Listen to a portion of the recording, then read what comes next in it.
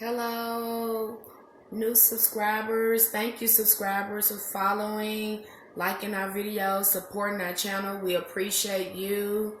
My name is Reverend Penelope Stewart. You can follow Chemistry on Facebook, Instagram, and Twitter. I thought I would come here and do a book review today, but I also wanted to let you know what was going on with Chemistry as well. We're getting ready to launch our coaching program. Right now we have a sale 50% off on our coaching program. So if you're interested in that, I'll try to leave a link here so you can get registered for that course. A very good course. Deals with shadow work. So if you just awakened and you're trying to find out which way you should go, shadow work is one of the first things that you do, is start doing a lot of healing work on yourself, and you can start tapping into your own intuition and using your own inner power, and then you can move, and it's more easy done like that, and then to move on to progress to your other stages in your growth, but that's the foundation to your spirituality, is doing the character work, the shadow work, the inner child work. So if you're interested in that, I'll try to leave a link here so you can get registered for the Know Thyself coaching course program. I don't know why I've never come here and given a book review on this book. I just don't know why. This was the first book that introduced me to magic, the first book I used with working magic with angels, because I wanted to be safe. So if you just started on your spiritual journey and you want to work magic and you want to be safe, I recommend this book, Angels, Companions in Magic by Silver Raven Wolf. She's been in the game for a long time. I've had this book. I've known about the book for over 20 years. And in fact, this is one of my first books that I purchased. And this is a very interesting story too. I can remember I was in Hot Springs, which is my favorite place here in Arkansas to go and travel to when I'm going on my little retreats or little sabbaticals. I go to Hot Springs. I was in the bookstore, and I remember I was at a place called the Golden Leaves, and I can remember saying out loud, walking down the aisles in that bookstore, and I said to my guides, my spirit guides, what should I buy out of this store? And this book came off the shelf and landed right in front of me. And I was just like, oh my gosh, it didn't frighten me. I was just so surprised. And I picked up the book and I bought it. And this book has been, it's a reference book that I keep at my altar because I'm always working with this angelic energy. I'm always doing some healing on myself. So I'm constantly working with this book, and I do highly recommend this book. All right. So the book is over 300 pages. It's over 300 pages. It has 18 chapters in it. Let me name off some chapters for you. And I'll read a little bit of the introduction and a little bit in the book, but I won't keep you long. The first chapter, Seek and Go Find the Angels, the Angelic Altar. The third chapter, Angel Hierarchy and the Queen of Angels. We already know who the Queen of Angels, but a lot of people call Gabriel in the Christian Pantheon, Gabriel or Mary is known as the Queen of Angels. But we're still talking about that Osset Isis energy, okay? Remember they did a amalgamation of these entities and kind of integrated them together. Okay, angels and magical correspondence, angels and meditation, angels and ritual, guardian angels express, and then she lists the angels and working with them, each element. The zodiac, then she's talking about angels in the zodiac, angels in the planets, angels, seagulls, and symbols, angel talisman, angels in divination, combating chaos using angels, living with the angels. So she does a really good job. She also shows you how to set up an altar in here, which I like this because she teaches you how to set up each altar working with the elements. Oh man, I can't even find it in here. And teaching you how to cast a circle, how to do high magic in here because she teaches you the lesser banishing ritual. And here's the lesser banishing ritual here, which you can find a lot of them here on YouTube. They're good. That's good for raising your vibration when you're getting ready to work with the angels. Because some people, they do that. It's customary to do that for like a week or two to get your vibrations up high enough so you can start having these profound experiences with the angels. Like this is a really, she just breaks it on down here and showing you how to work with angels, how to build an altar, how to make seagulls. She even got seagulls in here. How to do tarot, work with tarot cards with the angels. Like I learned so much from this book. Like she goes on teaching you how to make talismans, angel seagulls, and everything in this book.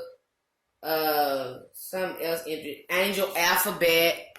See the angel alphabet. She teaches you the angel alphabet in the book. Just candle magic. She teaches you how to do seagulls on candle magic. Like I said, this is the first great how to do book. She even gives you invocations, how to work with angels of the moon, planetary angels. This is an overall, this is an awesome book. I recommend this book if you want to work closer with angels, you want to expand on your spiritual knowledge, you want to start off really slow, you don't know what spiritual system that you want to adopt, you really don't know what spiritual system you want to adopt, but you know you want a spiritual system. This is great. So she even teaches you how to set up an altar right here. Okay. This is great for that. If you don't have a spiritual system, you don't know which way to go. It's like, I don't know which way to go. This book will help you start gaining a spiritual system because with all the rituals and ceremonies and invocations that she have in here. And I'm constantly working with angelic beings. I work with the Orisha, the angelic forces. I work with these angelic beings. And so on your spiritual journey, you'll find yourself probably working with various light forces, very positive energy. Okay, that's another altar display in there. Let me see. I like another reason why I like this book because she's open-minded when it comes to angels and what we think about angels. And I think that's very important because the depiction of angels now that we see in the Abrahamic religions, that I think some of them can be misleading because angels look different to different people. And I've come in contact with angels on both on the astral realm in meditation and in real life. In real life, I've come in contact with angels. I've seen them in real life and I've seen them use their power in real life, So I know they are real. But let's just see what she says. She says, who and what are angels to you? She says, I believe in the simplest answer to the above question is this. Angels are what you personally perceive them to be. Before you begin working with them, you are going to have to decide what constitutes an angel to you and what doesn't, and go on from there. It's best that you leave your mind open simply because no single expert on angel. There's no single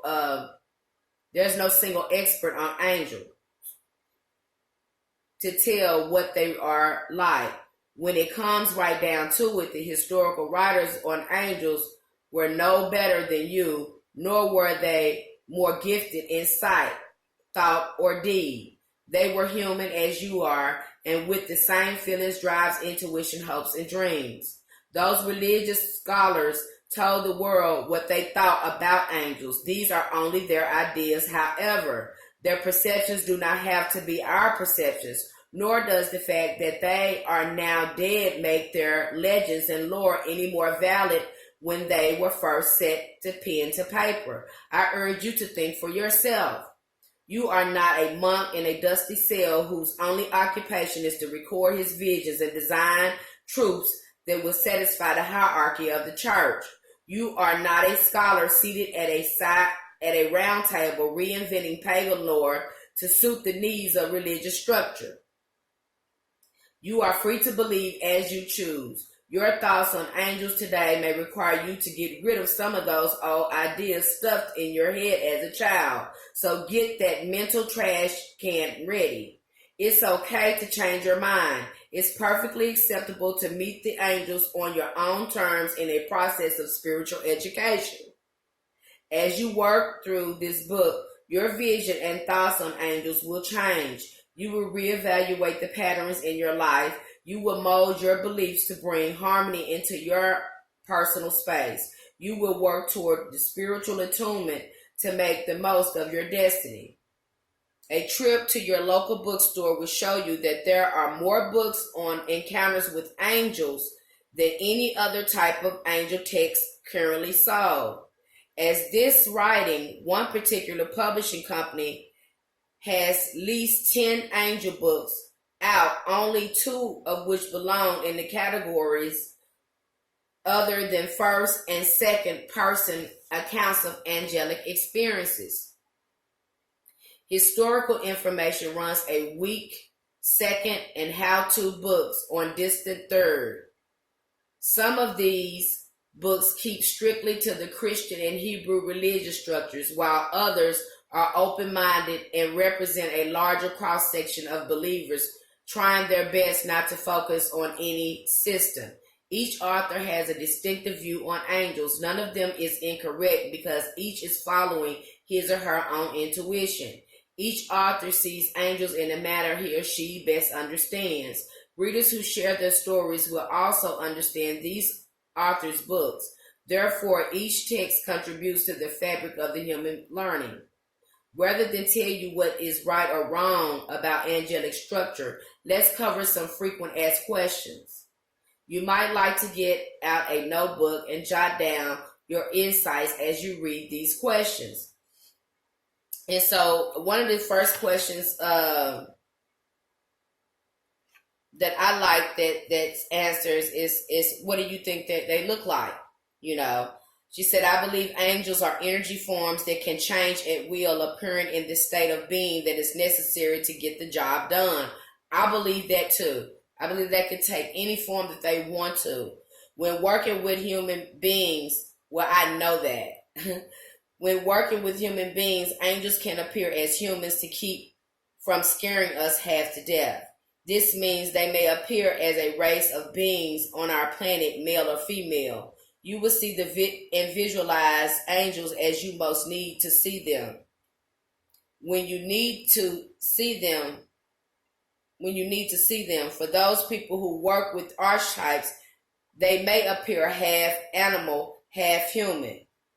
Be assured there is no politically correct way to envision or see an angel. So she letting you know right off the bat is anyway, and I like that because we see in other cultures that angels can look different in other cultures.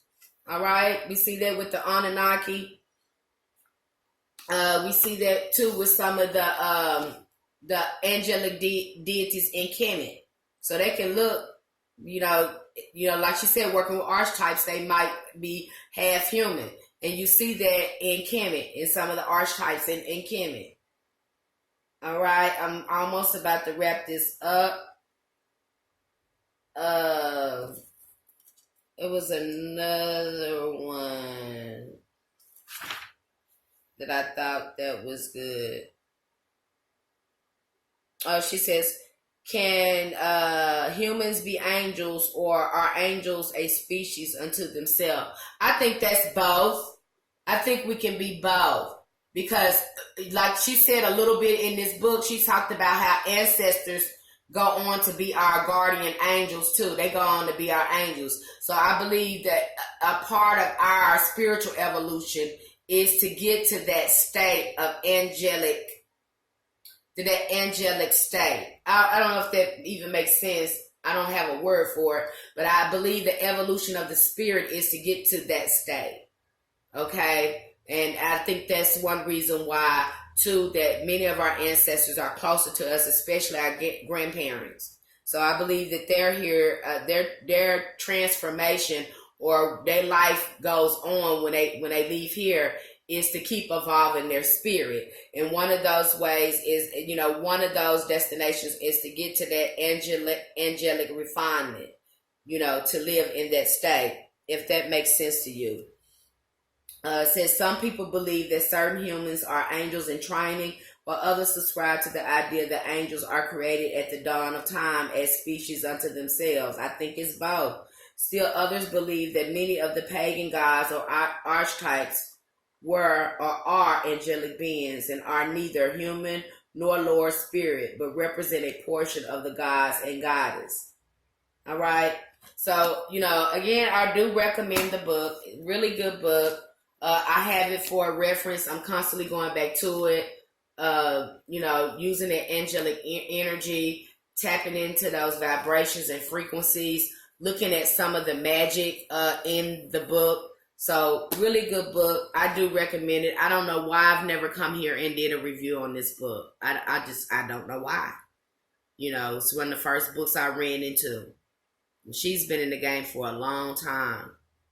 And this is one of my first books when I first got introduced to magic and angels. And, before I even went in studying anything else, because I didn't have a spiritual system.